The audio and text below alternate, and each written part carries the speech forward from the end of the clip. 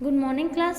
श्री दीपचंद चौधरी महाविद्यालय से आज आपके सामने मनोविज्ञान में आज हम फर्स्ट पेपर यानी कि आपका साइकोपैथोलॉजी में ये आपका टॉपिक लेके आए हैं आसमान व्यवहार के कारक, फैक्टर ऑफ एबनॉर्मल बिहेवियर। ठीक है, तो फैक्टर ऑफ एबनॉर्मल बिहेवियर में आपके 3 टाइप के फैक्टर होते हैं जिनकी वजह से किसी व्यक्ति को एबनॉर्मलिटी होती है। तो यहाँ पे पहला है जैविक कारक। जैविक कारक क्या होते हैं? जब हम बात करते हैं कोई भी रोग का कारण यदि तो व्यक्ति का ब्रेन यानी कि मस्तिष्क से हो या उसके बॉडी में कोई डिफेक्ट हो, उसकी वजह से कोई दिक्कत हो रही हो उसे, तो जो शरीर और उसके मस्तिष्क से रिलेटेड अगर कोई भी प्रॉब्लम क्रिएट होती है और उसके कारण कोई मनोवैज्ञानिक डिसऑर्डर होता है, साइकोलॉजिकल डिसऑर्डर, तो उसको अपन जैविक कारक यानी कि बायोलॉजिकल रीजन में रखते हैं। सेकेंड है आपका मनोवैज्ञानिक कारक। तो उस मनोवैज्ञानिक कारक का मतलब होता है साइकोलॉजिकल रीजन, मतलब व्यक्ति अपने ब्रेन से और बॉडी से हेल्दी होता है लेकिन उसको उसके आसपास के वातावरण से कुछ ऐसी मतलब प्रॉब्लम्स क्रिएट होना शुरू होती हैं कि जिसकी वजह से उस व्यक्ति के अंदर साइकोलॉजिकल डिसऑर्डर क्रिएट हो जाते हैं। थर्ड है आपका सामाजिक सांस्कृतिक कारक। ठीक है, तो सामाजिक सांस्कृतिक कारक का मतलब होता है कि जब व्यक्ति के आसपास का जो समाज है और जो रीति रिवाज है, जिस धर्म का वो व्यक्ति है, वो धर्म, रीति रिवाज, समाज या उसके आसपास के धर्म, समाज, रीति रिवाज, अगर इनकी वजह से कोई पर्सन को कोई प्रॉब्लम होती है और उसको कोई डिसऑर्डर होता है तो उसका कारण ये हो सकता है। ठीक है, तो कल्चरल या आपका रीजनल फैक्टर्स होते हैं इसमें। ठीक है, अब देखिए जैसे कि मान लीजिए पहले की बात करें अपन लोग जैविक कारक की। ठीक है, तो जैविक कारक में अपन लोग बात कर रहे हैं पहले शारीरिक अपंगता की। काय की बात कर रहे हैं अपन लोग?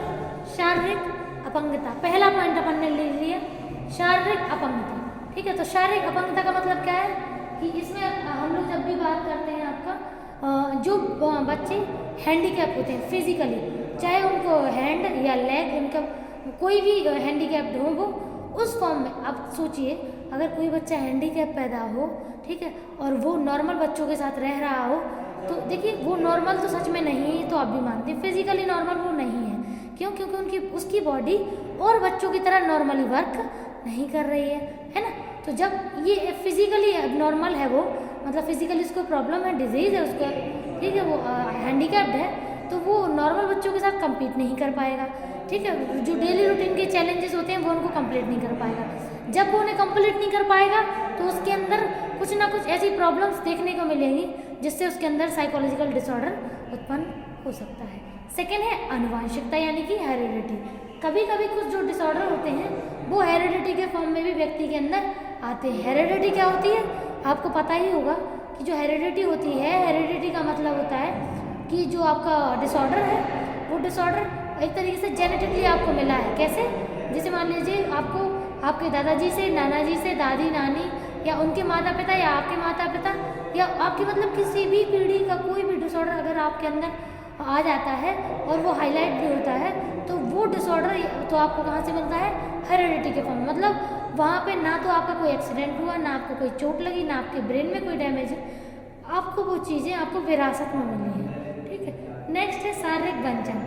मतलब अगर व्यक्ति, यहाँ पे 2 प्रकार के वंचन बताए, एक तो नींद और दूसरा आहार। यदि व्यक्ति की नींद में कोई दिक्कत होती है, अगर नींद उसे नहीं आ रही है ना, तो भी ऑब्वियस उसको साइकोलॉजिकल डिसऑर्डर होगा। और अगर या तो उसे भूख नहीं लग रही है ना, तो चाहे भूख ना लगे या नींद ना आए, ये दोनों ही साइकोलॉजिकल डिसऑर्डर क्रिएट करने में अपना हाथ देते हैं। ठीक है, नेक्स्ट है शरीर रचना संबंधी। ये भी हम जानते हैं कि देखिए अभी खूबसूरती का ज़माना चल रहा है, आप भी जानते हैं, हर पर्सन खूबसूरत होना चाहता है। तो इसमें अगर कोई पर्सन का जो बॉडी ऑर्गन है अगर मान लीजिए बिल्कुल भी मतलब बदसूरत टाइप का हो, जैसे आपने कुछ मूवीज़ भी ऐसे देखी होंगी कि जैसे मान लीजिए पा मूवी आपने देखी है, वो बच्चा होता 12-15 साल का है लेकिन वो लगता 70-80 साल के जैसा है। तो अब आप सोचिए कि उसमें उसकी कोई अपनी गलती नहीं है लेकिन फिर भी उसका जो साइकोलॉजिकल डिसऑर्डर है उसके अंदर वो साइकोलॉजिकली डिस्टर्ब करेंगी वो चीज़ें। क्यों? क्योंकि उसका जो बॉडी स्ट्रक्चर है वो सही नहीं है। ठीक है, इसमें जैसे मान लीजिए endomorphic, mesomorphic, ectomorphic. Endomorphic type के जो लोग होते हैं वो क्या बोलते हैं, हाँ, दुबले पतले होते हैं। ठीक है, एंडोमॉर्फिक वो स्वभाव के होते हैं। मेसोमॉर्फिक में व्यक्ति मोटा, ताज़ा, हेल्दी और हंसमुख स्वभाव का होता है। और एक्टोमॉर्फिक में व्यक्ति बिल्कुल एक सही सुडौल शरीर का होता है, खूबसूरत होता है और हार्ड वर्किंग होता है, ऐसा इनका मानना है। ठीक है, ये आपका क्या बोलते हैं क्रैशमर की ये थ्योरी है, जिन्होंने 3 टाइप की पर्सनालिटी को बताया है। ठीक है, अब इस टाइप की पर्सनालिटी के अकॉर्डिंगली उनके अलग अलग डिसऑर्डर भी होते हैं। नेक्स्ट है भिन्न भिन्न संवेगावस्था। ठीक है, तो इस टाइप के जो मतलब जो लोगों के जो इमोशंस हैं, अगर ज़्यादातर मतलब एक तरीके से उनके इमोशन को कंट्रोल नहीं कर पाते हैं या उनके emotion time to time speed से बदलते रहते हैं, तो उनके अंदर भी साइकोलॉजिकल डिसऑर्डर जल्दी हो सकता है। ठीक है, क्योंकि उनके इमोशन उनके कंट्रोल में नहीं होते और मूव करते रहते, स्विंग करते रहते जल्दी जल्दी इमोशन उनके। ठीक है, नेक्स्ट कारण है आपके मनोवैज्ञानिक कारण।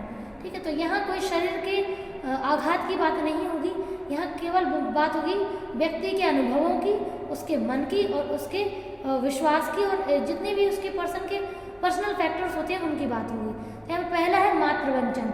देखिए, अगर कोई बच्चा पैदा होते ही हुए ही अपनी माँ से बिछड़ गया है, ठीक है, उसे माँ और बाप दोनों का जो पालन पोषण है वो नहीं मिलता है, तो बच्चे के जीवन में उनकी कमी खलती रहती है। जब वो कमी रहती है तो व्यक्ति हो सकता है अगर उस कमी को भर ना पाए तो और अपने आप को संभाल ना पाए तो उसके अंदर साइकोलॉजिकल डिसऑर्डर हो सकते हैं। नेक्स्ट है किशोरावस्था के लिए अपर्याप्त तैयारी। हम सभी जानते हैं कि हमारे आसपास जो भी बच्चे होते हैं, हमें उन बच्चों को उनको पूरा ध्यान देना होता है ना। किशोरावस्था एक ऐसी एज होती है जिसमें बच्चों के हार्मोनल चेंजेस बहुत ज़्यादा होते हैं, तो उनको एक सही गाइडेंस की ज़रूरत होती है। अगर हम उनको सही गाइडेंस नहीं देते हैं या उनको सही गाइडेंस नहीं मिलता है या इस टाइम पे कोई भी मिसबिहेवियर उनके साथ होता है, ठीक है, किसी भी प्रकार का, चाहे वो लड़का हो या लड़की हो, दोनों ही बच्चों के लिए अगर किसी भी रिलेटिव, पड़ोसी या किसी भी अन्य पर्सन के द्वारा कोई भी ऐसा एबनॉर्मल बिहेवियर या फिर मिसबिहेवियर उसके साथ होता है, तो बच्चे इस एज में अपने मतलब एक तरीके से अपने आप को अकेला पाते हैं। वो सिर्फ इसलिए क्योंकि हम उनको अंडरस्टैंड नहीं करते और उनको सही गाइडेंस नहीं देते। ठीक है, तो इस एज में हमें बच्चों को बहुत ध्यान देना होता है। अगर बच्चों के साथ कोई भी मिसबिहेवियर होता है तो हमें उस बिहेवियर का रिस्पॉन्स उसी टाइम पे देना होता है ताकि वो चीज़ें खराब रूप धारण ना करें बाद में और बच्चा परेशान भी ना हो। ठीक है, तो ये एज बहुत ही क्रिटिकल एज होती है। इस एज में बच्चों को बड़ों के गाइडेंस की बहुत ज़रूरत होती है।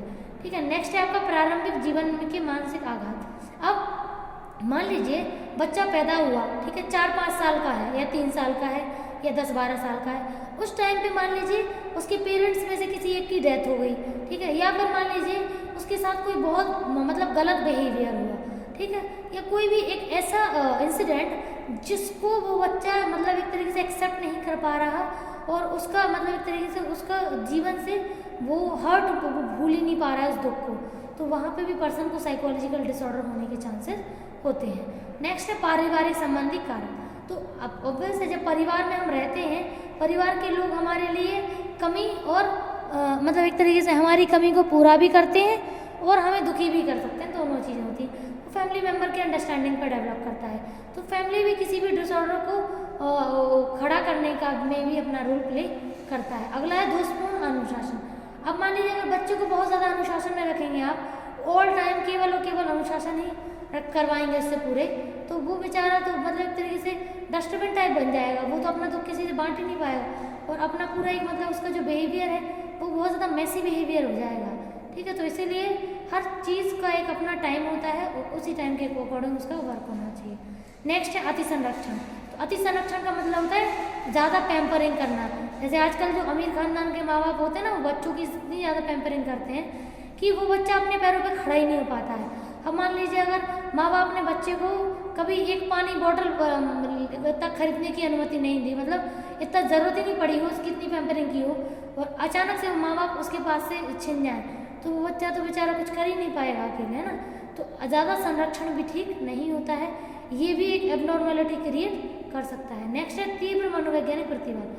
अब अगर कोई पर्सन बहुत मतलब बड़े पैनिक अटैक से मतलब जैसे मान लीजिए अगर उसके सामने कोई ऐसी सिचुएशन आई जिसमें वो अपने आप को संभाल नहीं पा रहा है और उसके अंदर स्ट्रेस की मात्रा बहुत ज़्यादा हो गई, तो वो स्ट्रेस भी अगर उसके अंदर परमानेंट हो जाएगा तो उससे भी मेंटल डिसऑर्डर हो सकते हैं।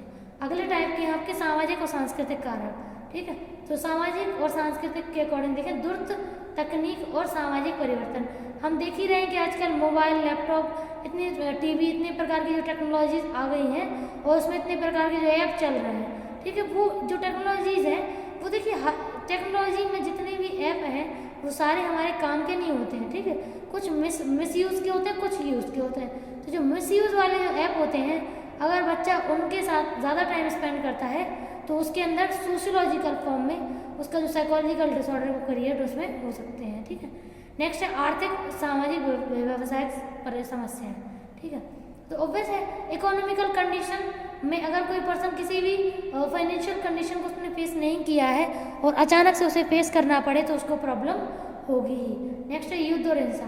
हम सभी जानते हैं कि अगर हमारे आसपास, जैसे मान लीजिए वर्ल्ड वॉर फर्स्ट हुआ था, फिर सेकेंड हुआ था, ठीक है। तो जब 2 वर्ल्ड वॉर हुआ तो उसके बाद लोगों का जो साइकोलॉजिकल लेवल है वो डिस्टर्ब हुआ है और उनमें कई लोगों में साइकोलॉजिकल डिसऑर्डर देखने को मिले हैं, क्योंकि उन्होंने अपनी आंखों के सामने इतना खून खराबा देख लिया है ना। तो इतना जो अपन लोग देखते हैं तो इससे भी साइकोलॉजिकल डिसऑर्डर हो सकते हैं। और लास्ट है हिंसा। तो हिंसा भी इसका ही एक भाग है।